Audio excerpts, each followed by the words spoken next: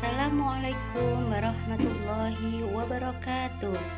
Apa kabar Ananda semuanya? Semoga selalu dalam lindungan Allah Subhanahu wa Ta'ala. Amin. Baiklah, bertemu kembali dengan Ustazah Eni pada pembelajaran PAI. Sebelum kita mulai, mari kita buka bersama dengan membaca basmalah. Bismillahirrahmanirrahim. Pada kesempatan kali ini kita akan membahas tentang surga dan neraka.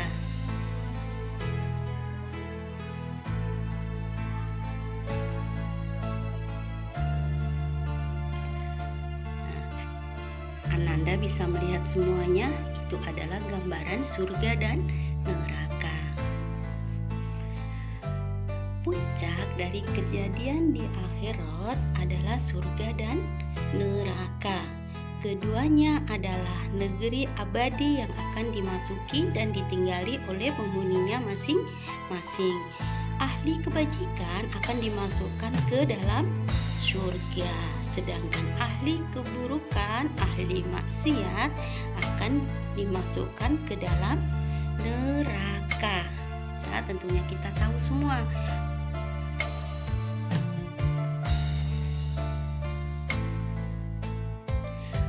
Allah Subhanahu wa Ta'ala berfirman dalam Quran surah Al-Infitar ayat 13 dan 14. Ustazah bacakan. A'udzu billahi minasyaitonir rajim. Innal abrara lafi na'im wa innal fujjara lafi jahim. Yang artinya, sesungguhnya ahli kebajikan benar-benar masuk surga Naim, dan sesungguhnya ahli keburukan benar-benar akan masuk neraka Jahim. Mereka akan memasukinya pada hari pembalasan. Quran surah Al-Infitar ayat 13 sampai 14. Maaf ya, sampai 14. Ustazah salah tulis sedikit.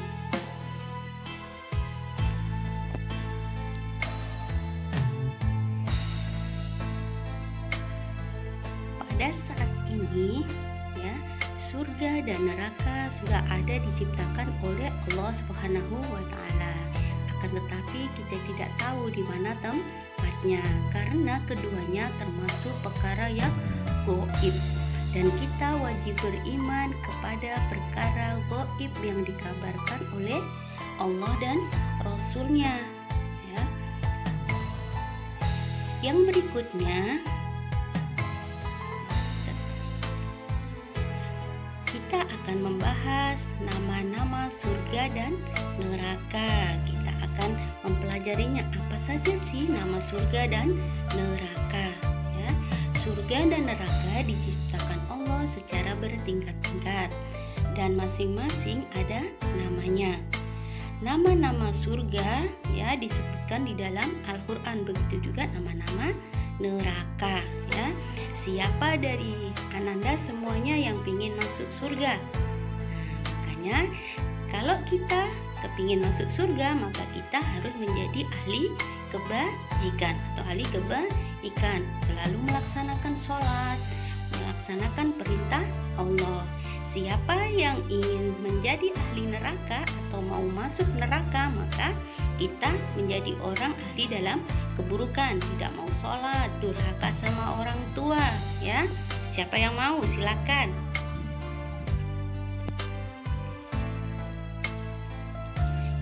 Kita akan membahas satu persatu ya. Sekarang kita akan bahas nama-nama surga antara lain. Yang pertama yaitu surga Firdaus. Yang kedua surga Naim. Yang ketiga surga Ma'wa, dan berikutnya yaitu surga Khuldi. Nah, ya. Siapa di antara Anandaku semuanya yang ingin masuk surga?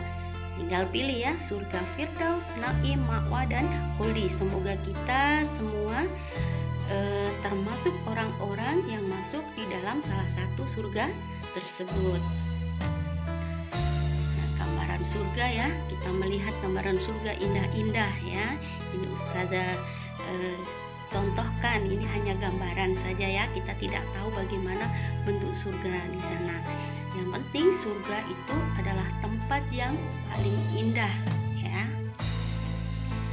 Gambaran tentang surga. Nah, di dalam Al-Qur'an banyak sekali disebutkan ya tentang kenikmatan di surga, tentang istana yang megah dan taman-taman yang indah, tentang bidadari-bidadari yang cantik jelita, tentang makanan, minuman, dan buah-buahan yang serba lezat. Dan di dunia tidak akan pernah kita menemukan makanan maupun buah-buahan selezat di surga ya. Yang kalau dimakan ya, dari makanan tersebut kalau dimakan tidak akan pernah kenyang dan bosan, tapi juga tidak menyebabkan keluar keringat ya, ataupun kotoran ya. Kita walaupun makan banyak di surga, kita tidak akan buang kotoran maupun kita tidak akan berkeringat ya, yang menyebabkan keringat bau gitu ya. Tidak akan seperti itu. Setiap ada bayangan dalam diri kita tentang surga dan kenikmatannya ya, kita membayangkan nih surga, tentang kenikmatannya semua, tentang keindahannya ya, yang digambarkan dalam Al-Quran dan hadis, maka sesungguhnya kenikmatan surga lebih dari itu ya. Jadi gambaran yang Ustazah berikan nih, gambar-gambar yang indah-indah itu bahkan di surga nanti akan lebih indah dari gambaran yang anandaku semua lihat. Rasulullah Shallallahu Alaihi Wasallam menyatakan tentang kenikmatan surga, yaitu sesuatu yang tidak pernah dilihat oleh mata, tidak pernah terdengar oleh telinga, dan tidak pernah terlintas dalam hati dan pikiran manusia. Jadi semuanya tidak bisa kita logikakan ya, anandaku semua. Jadi semuanya lebih indah dari apa yang kita bayangkan.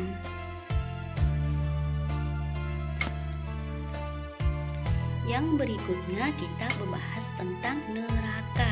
Nah, itu digambarkan Ustazah bagaimana terlihat itu ya, manusia dibakar di dalam api yang sangat panas. Membayangkan saja kita tentunya merasa takut ya. Kita aja kena api sedikit, kena api korek aja kita sudah kaget ya, merasa panas gitu ya. Baiklah, dibahas satu-satu ya. Nama-nama neraka yang disebutkan dalam Al-Quran. Yang pertama yaitu neraka Hawiyah, kedua yaitu neraka Hutamah, neraka Lazza, neraka Sahor, neraka Jahim, neraka Sa'ir, dan neraka Jahanam, neraka yang paling bawah ya, dimana api yang kalian semua gunakan di dunia nih ya. Kita bayangkan api yang kita gunakan di dunia ini, di dunia semua api dinyalakan ya, kadang kita melihat kebakaran atau apa gitu ya. Nah, api yang kalian semua gunakan di dunia merupakan satu bagian dari 70 bagian panasnya api neraka Jahanam. Nah, itu bisa kita bayangkan ya. Kita membayangkan panasnya di neraka saja, di dunia ini panas sekali, itu hanya satu bagian dari 70 bagian panas api neraka Jahanam. Ini adalah hadis riwayat Bukhari dan Muslim ya.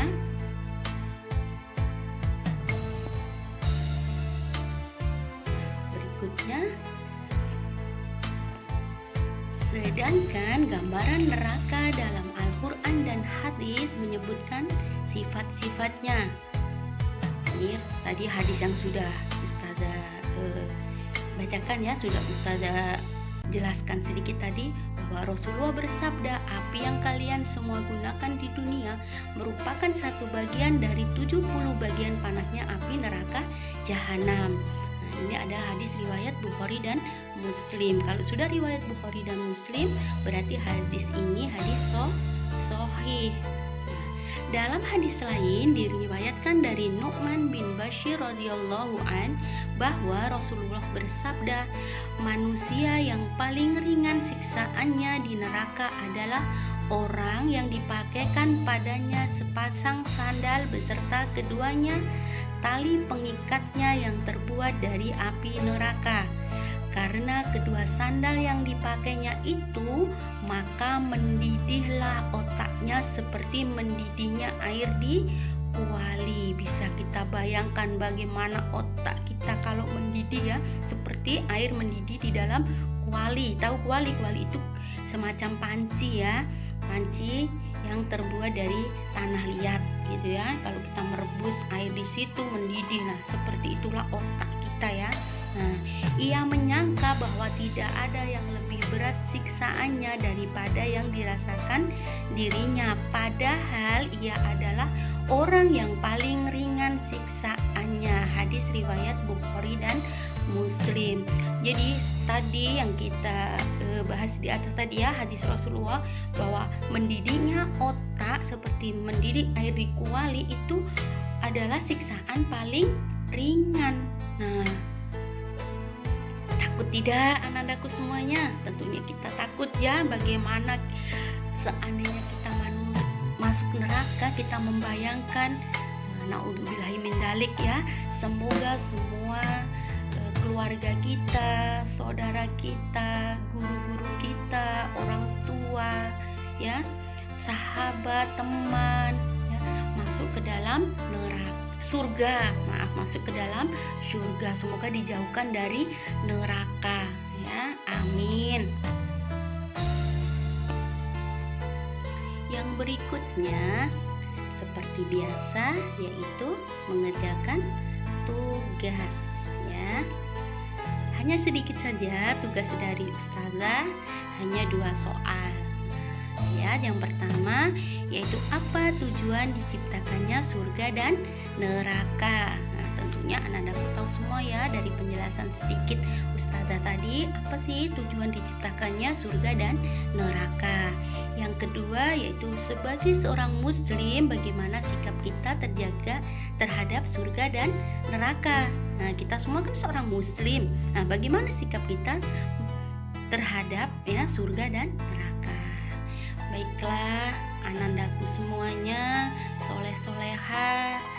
Semoga ya ini sedikit motivasi dari ustazah, sedikit pesan dari ustazah ya, bahwa amalan yang disukai Allah adalah ada 3 ya, amalan yang disukai Allah. Semua amalan tentunya disukai Allah, tapi ini amalan yang disukai Allah ada. Yang pertama yaitu sholat tepat waktu ya. Anak-anakku semua tentu banyak waktu ya, sekarang belajar dari rumah, banyak waktu di rumah. Kita usahakan sholat tepat waktu. Dikala azan sudah berkumandang, kita buru-buru melaksanakan sholat seperti yang kita lakukan di sekolah. Waktu dulu kita sekolah tatap muka itu ya, anak-anakku semuanya, kita setelah mendengar azan ya, sebelum azan bahkan kita sudah siap-siap ambil air wudhu, kita sholat ya. Yang laki-laki sholat di masjid, yang perempuan sholat di kelas. Dan sekarang harus tetap dilakukan seperti itu ya nak ya. Yang selanjutnya yaitu berbuat baik kepada orang tua ya. Kita tidak boleh durhaka, kita tidak boleh berani sama orang tua, kita tidak boleh membantah dikala ayah bundanya ya, abi uminya menyuruh kita. Sedikit mengatakan itu aja kita sudah dosa besar ya, apalagi kita membantahnya ya, tidak boleh. Itu adalah termasuk dosa besar ketika kita membantah orang tua kita, orang tua yang melahirkan kita, mengandung kita selama 9 bulan, merawat kita dari kecil yang belum bisa melakukan apa-apa ya, kencing di celana, makan disuap ya, mimi susu, ASI ibunya ya, yang nyusu badan ya, ASI ibunya, semuanya membutuhkan bantuan orang tua. Makanya kita tidak boleh berani kepada orang tua, kita harus taat, termasuk kita harus taat kepada guru-guru kita. Yang berikutnya yaitu jihad di jalan Allah Subhanahu wa Ta'ala. Bagaimana bentuk jihad saat ini? Dulu kita mungkin berjihad itu di zamannya Rasulullah ya, kita berjihad itu perang gitu ya, karena sekarang keadaan tidak ada perang ya, ada mungkin di Palestina ya masih ada perang, tapi di sini kita bisa melaksanakan jihad, yaitu melaksanakan kebaikan ya. berjihad di jalan Allah. Niatkan semua yang kita laksanakan karena Allah ya. Kita bersedekah karena Allah. Kita membantu orang karena Allah, bukan karena ingin dipuji. Baiklah, anandaku semua, soleh-soleha, semoga apa yang sudah Ustazah sampaikan bermanfaat bagi ananda semuanya ya. Apabila ada salah kata dari Ustazah, itu datangnya dari Ustazah sendiri. Apabila ada kebenaran, kebaikan ya, itu datangnya dari Allah Subhanahu wa taala. Ustazah akhiri, wabillahi taufik wal hidayah. Wassalamualaikum warahmatullahi wabarakatuh. Jazakumullah khairan katsir.